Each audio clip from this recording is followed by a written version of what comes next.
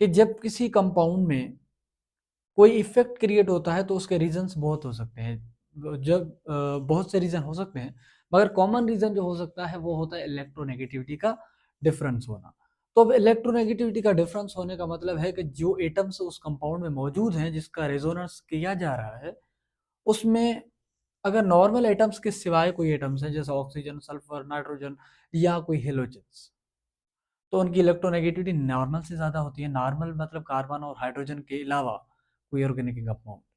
तो ये जो कंपाउंड है अगर किसी में प्रेजेंट हो, लेट सपोज नॉर्मल हमारे पास कार्बन और हाइड्रोजन होते हैं, अगर कोई ऑक्सीजन जैसा आ जाए तो ऑक्सीजन ये होता है हमारा हेट्रो एटम। तो इसकी इलेक्ट्रोनेगेटिविटी जो है वो कार्बन से बहुत ज़्यादा है, तो वहाँ इन्फ्लुएंस क्रिएट हो जाता है हेट्रो एटम का रेजोनेंस में, जिस इफेक्ट को कहा जाता है मेसोमेरिक इफेक्ट। तो अगर थोड़ी लीनियंस से समझने की कोशिश करें तो देखो, लेट सपोज हमारे पास हम एक कंपाउंड है। अब इसकी अगर देखी जाए तो हम कह देख सकते हैं सर इसमें कॉन्जुगेशन हो सकता है। हाँ सर कॉन्जुगेशन है। अगर इस कंपाउंड में कॉन्जुगेशन है तो यहाँ सर रेजोनेटिंग स्ट्रक्चर बन सकते हैं, मतलब रेजोनेंस हो सकता है इस कंपाउंड में। अब अगर कॉन्जुगेशन देखें तो सब कह सकते हैं sir lone pair sigma and let suppose हम कह सकते हैं, लेट सपोज यहाँ एक लोन पेयर है और बीच में है हमारा सिग्मा, और यहाँ एक है हमारे पास वेकेंट ऑर्बिटल। तो सर यहाँ कॉन्जुगेशन हो सकता है। अगर कॉन्जुगेशन हो सकता है तो यहाँ सर रेजोनेटिंग स्ट्रक्चर दूसरा बन सकता है, जो लेट सपोज ये बन गया। तो अब मतलब बात की ये यहाँ रेजोनेंस हो सकता है। अगर यहाँ रेजोनेंस हो सकता है और उस रेजोनेंस में अगर हमारे पास कोई हेट्रो एटम इन्वॉल्व हो तो वहाँ जो इफेक्ट क्रिएट होगा उसको कहा जाता है मेसोमेरिक इफेक्ट। अब मेसोमेरिक इफेक्ट कैसे क्रिएट होगा, लेट सपोज ये जो हमारा लोन पेयर है हमारे इस हेट्रो एटम पर, ये यहाँ पर आएगा और यहाँ एक बनाएगा पाई बॉन्ड, और ये जो पॉजिटिव चार्ज था ये कन्वर्ट हो जाएगा नेगेटिव चार्ज में। तो क्या हुआ सर, क्या हुआ कि सर जब कोई hetero atom more electronegative atom जब किसी कार्बन को इलेक्ट्रॉन देता है, मतलब अपना लोन पेयर देता है, तो वहाँ क्रिएट हो जाता है एक मतलब इलेक्ट्रॉन पेयर देने की वजह से यहाँ इसकी जो वैकेंट ऑर्बिटल था, मतलब खाली था, पहले खाली था अब वो भर गया। तो जो स्ट्रक्चर दूसरा बना, अब उससे पता चला कि सर यहाँ पहले पॉजिटिव पहले यहाँ कोई चार्ज नहीं था, मगर ऑक्सीजन ने जब अपने 2 इलेक्ट्रॉन दिए एक पाई बॉन्ड बनाने के लिए, तो जो कार्बन के ऊपर पॉजिटिव चार्ज था वो खत्म हो गया। तो क्या हुआ सर, जब कोई हेट्रो एटम इन्वॉल्व है रेजोनेंस में, तो वहाँ रेजोनेंस के होने की वजह रेजोनेंस में हेट्रो एटम मौजूद होने की वजह से वहाँ एक कंडीशन क्रिएट हो जाता है, एक इफेक्ट क्रिएट हो जाता है जिसको कहा जाता है मेसोमेरिक इफेक्ट। अब मेसोमेरिक इफेक्ट में क्या कर रहा है hetero atom, sir hetero atom अपनी इलेक्ट्रॉन जो लोन पेयर है उसके, वो लोन पेयर किसी कार्बन को दे रहा है। अब दे किसको रहा है सर, जिसके साथ कनेक्ट है। तो होता क्या है सर, इलेक्ट्रोनेगेटिविटी की डिफरेंस होने की वजह से वो अपने इलेक्ट्रॉन पेयर देते हैं। अब तो उस इफेक्ट में हेट्रो एटम्स को ही कहा जाता है मेसोमेरिक इफेक्ट। मतलब किसी कार्बन चेन में इफेक्ट अगर क्रिएट हो इलेक्ट्रॉन पेयर देने की वजह से और वहाँ रेजोनेंस भी होता हो, तो उसको ही कहा जाता है मेसोमेरिक इफेक्ट। तो मेसोमेरिक इफेक्ट के लिए एक कंडीशन लाजमी है, क्या सर, रेजोनेंस हो। और दूसरी बात ये कि रेजोनेंस में जो हमारा हेट्रो एटम है उसके पास लोन पेयर होना चाहिए। अगर लेट सपोज यहाँ हमारे पास मेसोमेरिक इफेक्ट हो रहा है रेजोनेंस में, यहाँ एक ये रेजोनेटिंग स्ट्रक्चर है, दूसरा रेजोनेटिंग स्ट्रक्चर ये बन गया, मतलब यहाँ रेजोनेंस हो रहा है। तो यहाँ पर ऑक्सीजन के ऊपर या मैं कहूँ कि सर हीट्रो एटम के ऊपर लोन पेयर हो, और कार्बन के पास एबिलिटी हो या उसके पास गुंजाइश हो कि वो लोन पेयर ले, तो वहां पर क्रिएट हो जाता है क्या सर, वहां क्रिएट हो जाता है मेसोमेरिक इफेक्ट। तो अब ये जो लोन पेयर इसने दिया उससे बन गया पाई बॉन्ड। तो यही दूसरे रेजोनेटिंग स्ट्रक्चर में हमको देखने के लिए मिला। तो इस टाइप की इफेक्ट को कहा जाता है मेसोमेरिक इफेक्ट, जो होता कहाँ है सर, हमारे रेजोनेंस में। तो यही था कॉन्सेप्ट हमारा मेसोमेरिक इफेक्ट का इंट्रोडक्शन से। तो हमारा जो मेसोमेरिक इफेक्ट है वो दो टाइप का हो सकता है, एक होता है प्लस एम इफेक्ट और दूसरा होता है minus M effect. Plus M effect का मतलब ये है कि सर अगर अगर किसी कार्बन चेन में कॉन्जुगेशन है, मतलब उसमें रेजोनेंस की कैपेबिलिटी है, तो उस कार्बन चेन में अगर हमारे पास कोई इलेक्ट्रॉन डोनेटिंग ग्रुप है एज अ हेट्रो एटम, अगर इलेक्ट्रॉन डोनेटिंग ग्रुप है तो वहाँ इफेक्ट क्रिएट होगा प्लस एम। अगर वहाँ उस कार्बन चेन में अगर हमारे पास कोई इलेक्ट्रॉन विड्रॉइंग ग्रुप हो, तो वहाँ जो मतलब क्रिएट हो जाएगी इफेक्ट, उसको कहा जाएगा माइनस एम इफेक्ट।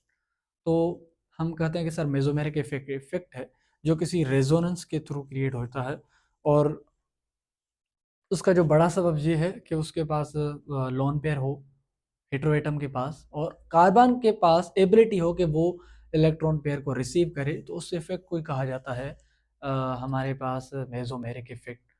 तो ये बात भी याद रखना कि नॉर्मल एटम्स में हमारा कार्बन और हाइड्रोजन होता है, अगर इसमें ही हमारा रेजोनेंस होता तो प्लस एम का कोई मतलब कॉन्सेप्ट नहीं बनता, मतलब हेटेरोएटम इन्वॉल्व ना होते रेजोनेंस में, तो उसमें हम मेसोमेरिक इफेक्ट नहीं कहते। अगर मेसोमेरिक इफेक्ट का मतलब ही ये है कि अगर कोई नॉर्मल एटम के अलावा कोई हेटेरोएटम इन्वॉल्व है, तो वहाँ जो इफेक्ट क्रिएट होगा उसको कहा जाएगा मेसोमेरिक इफेक्ट। वो मेसोमेरिक इफेक्ट पॉजिटिव भी हो सकता है और मेसोमेरिक इफेक्ट हमारा नेगेटिव भी हो सकता है। तो उसके बाद हम कुछ टर्म्स के कंडीशंस के पास जाते हैं। Condition for the mesomeric effect, oh sorry plus M effect. अब प्लस एम इफेक्ट कहता है कि सर प्लस एम इफेक्ट होने के लिए कंडीशन ये है कि जो हमारा हीट्रो एटम इन्वॉल्व है रेजोनेंस में, वो हीट्रो एटम के पास लोन पेयर हो, और जो कार्बन अटैच है उस हीट्रो एटम से उसके पास एबिलिटी हो कि वो लोन पेयर ले सके, मतलब उस कार्बन में एबिलिटी हो वो लोन पेयर ले सके। कौन सा सर? हीट्रो एटम सर जो कार्बन के साथ कनेक्ट है। तो फर्स्ट कंडीशन ये है कि atom of a plus M group directly bonded to a carbon chain must have a lone pair. Must have a lone pair, या ऐसा भी कह सकते हैं कि सर उसके पास कोई पाई बॉन्ड हो। तो उसके साथ carbon through which the heteroatom is connected must be able to receive electron pair और पाई बॉन्ड। मतलब जिस हेटेरोएटम के साथ कार्बन अटैच है, यही तो चीज मैंने कहा था कि सर मेसोमेरिक इफेक्ट में हमारे पास हेटेरोएटम्स इन्वॉल्व होते हैं, और उस हेटेरोएटम में जो कार्बन के साथ अटैच है, कार्बन के साथ जो हेटेरोएटम अटैच है, उस कार्बन में एबिलिटी हो कि वो लोन पे ले सके, तो तभी होता है मेसोमेरिक इफेक्ट। और दूसरी बात ये, it increases electron density in carbon chain. जाहिर सी बात है कि सर मेसोमेरिक इफेक्ट में प्लस एम इफेक्ट हमेशा कार्बन चेन में इलेक्ट्रॉन डेंसिटी बढ़ाता है। क्यों? वो अपना लोन पेयर देता है सर, जो अपना लोन पेयर देगा तो लाजमी बात है कार्बन चेन में इलेक्ट्रॉन की डेंसिटी बढ़ेगी। तो मेसोमेरिक इफेक्ट में प्लस एम इफेक्ट हमेशा इलेक्ट्रॉन डेंसिटी बढ़ाता है, किसमें सर? कार्बन चेन में। उसके बाद कहता है कि sir it stabilize the positive charge, ये पॉजिटिव चार्ज को स्टेबलाइज करता है। लेट सपोज मेसोमेरिक इफेक्ट हो रहा है, और उस मेसोमेरिक इफेक्ट में तो पहली बात याद रखना कि मेसोमेरिक इफेक्ट होता भी तब है जब हेटेरोएटम भी हो और कार्बन चेन भी हो। कार्बन चेन के पास एबिलिटी हो लेने इलेक्ट्रॉन पेयर लेने की, और हेटेरोएटम के पास मौजूद हो क्या सर? लोन पेयर या पाई बॉन्ड। तो वो कहता है कि सर अगर पॉजिटिव चार्ज किसी कार्बन चेन पे है पहले से ही, तो जब लोन पेयर देगा कार्बन और हमारा जो हीट्रो एटम है, तो वो हीट्रो एटम जब लोन पेयर देगा तो पॉजिटिव चार्ज जो वैकेंट ऑर्बिटल था वो खत्म हो जाएगा। यही चीज है, it increases the basic strength. कहता है कि सर ये बेसिक स्ट्रेंथ बढ़ाता है। क्या sir? Mesomeric effect basic strength बढ़ाता है कार्बन चेन की या उस कंपाउंड की। अब कॉन्सेप्ट आता है सर बेसिक स्ट्रेंथ की, तो उस बेसिक स्ट्रेंथ की बात याद रखना कि सर जो इलेक्ट्रॉन पेयर एक्सेप्ट करे तो उसको कहा जाता है कि सर बेस, ओ सॉरी जो डोनेट करे उसको कहा जाता है बेस, और जो एक्सेप्ट करे उसको कहा जाता है एसिड।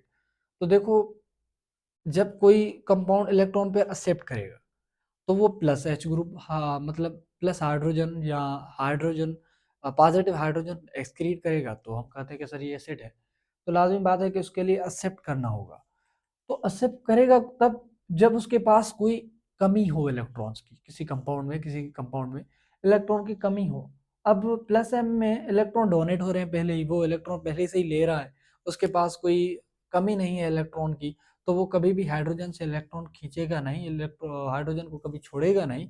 तो इसीलिए कहा जाता है कि सर जो हमारा प्लस एम इफेक्ट है वो हमेशा बेसिक स्ट्रेंथ बढ़ाता है किसी भी कंपाउंड में जब रेजोनेंस हो। Intensity of a plus M group along the period decreases. अब डिक्रीजेस मैंने लिखा नहीं मगर टर्म समझ लेना। ये कहता है कि सर अलोंग द पीरियड हमेशा जो हमारे पास प्लस एम ग्रुप की इंटेंसिटी है वो कम होती है। अब अगर इस कॉन्सेप्ट को समझें तो कहेंगे सर प्लस एम इफेक्ट करने के लिए सर हीट्रो एटम्स इन्वॉल्व होते हैं, और पेरियोडिक टेबल में जो हीट्रो एटम्स हैं अलोंग द पीरियड हमेशा मोर इलेक्ट्रोनेगेटिव बनते जाते हैं। मतलब जैसे ही अलोंग द पीरियड आप जाएंगे वो इलेक्ट्रॉन पेयर मतलब इलेक्ट्रॉन नहीं देंगे, इलेक्ट्रॉन देने की उनकी खींचने की ताकत बढ़ती है और देने की कम होती है। क्यों? अब देखो लेट सपोज हमारे पास ये मसलन बन गया पेरियोडिक टेबल। अब पेरियोडिक टेबल में पहले आता है नाइट्रोजन, उसके बाद oxygen fluorine, sorry nitrogen oxygen fluorine, तो उसके बाद आ जाता है हमारा, मगर वो हमारा आइडियल गैस है तो उसको छोड़ो, यहाँ तक ले लेगा। अब देखो नाइट्रोजन की इलेक्ट्रोनेगेटिविटी ऑक्सीजन से कम है, ऑक्सीजन की और ज़्यादा है, फ्लोरीन की और ज़्यादा है। तो जैसे जैसे अलोंग द पीरियड जा रहे हैं इलेक्ट्रोनेगेटिविटी बढ़ रहा है, तो जैसे जैसे इलेक्ट्रोनेगेटिविटी बढ़ेगी तो मतलब वो इलेक्ट्रॉन देंगे थोड़ी, वो इलेक्ट्रॉन खींचेंगे। मगर प्लस एम इफेक्ट में हमेशा इलेक्ट्रॉन डोनेट किए जाते हैं, इलेक्ट्रॉन दिए जाते हैं। तो जब इलेक्ट्रोनेगेटिविटी इनकी बढ़ेगी तो इलेक्ट्रॉन देंगे क्या? नहीं देंगे। तो नहीं देंगे तो क्या होगा sir? Plus M effect weak होगा। तो यही चीज तो कह रहा है कि sir intensity of a plus M group along the period decreases. तो लेट सपोज हमारे पास ये है हमारा CH2 प्लस। अब ये है हमारा एक कार्बन का कंपाउंड, मतलब यहाँ रेजोनेंस हो सकता है लोन पेयर सिग्मा और वैकेंट ऑर्बिटल, यहाँ रेजोनेंस हो सकता है। तो कहता है कि सर ये जब लोन पेयर अपना देगा यहाँ पर, तो लोन पेयर देने की वजह से इस पे तो आ जाएगा नेगेटिव चार्ज। नेगेटिव चार्ज नहीं आता तब भी ये स्टेबलाइज हो जाता है। लेट सपोज इस पे आ गया नेगेटिव चार्ज और यहाँ पे आ गया पॉजिटिव चार्ज, यहाँ क्रिएट हो गया कैसा? रेजोनेंस। अब कहता है कि सर अलोंग द पीरियड जैसे जैसे आप जाएंगे तो वहाँ की जो प्लस एम इफेक्ट इंटेंसिटी है वो कम होगी, मतलब इलेक्ट्रॉन पेयर देने की या लोन पेयर देने की जो कैपेबिलिटी है वो कम होती जाएगी। अब कम होती जाएगी, बेसिक सी बात है। क्यों?